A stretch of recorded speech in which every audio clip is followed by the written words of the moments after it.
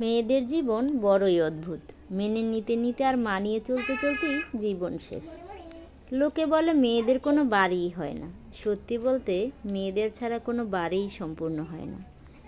বিয়ের পর সবাই জানতে চায় মেয়েটি বাবার বাড়ি থেকে আসার সময় কী নিয়ে এসেছে, কিন্তু কেউ জানতে চায় না সে বাবার বাড়ি থেকে আসার সময় কী কী ছেড়ে এসেছে।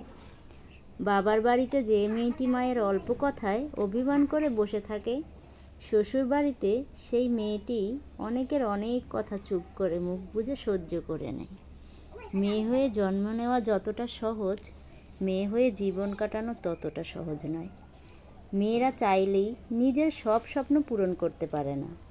যেখানে একটা ছেলে শ্বশুর বাড়িতে গিয়ে দুদিনও ঠিক মতো থাকতে পারে না, আর একটা মেয়ে তার বাবা মা ভাই বোন সকলকে ছেড়ে শ্বশুর বাড়িতে গিয়ে সারাটা জীবন কাটিয়ে দেয়। মেয়েরা খুব বড় অভিনেত্রী, কারণ পাহাড় সমান দুঃখ নিয়েও সকলের সাথে হাসি মুখে কথা বলতে পারে। মেয়েরা চাইলেই একটু স্বাধীনভাবে চলতে পারে না। একটা মেয়ে যখন বাবার বাড়িতে থাকে তখন সে হাজার সমালোচনার পাত্রী হয়ে থাকে। চলার পথে হাজার নিয়ম, ঠিক করে চলো, ঠিক করে ঘুমাও, ঠিক করে কথা বলো, লোকে কি বলবে, সমাজ কি বলবে, পাশের বাড়ির লোক কি বলবে, আত্মীয় স্বজন কি বলবে, এসব হাজার নিয়মের শিকার।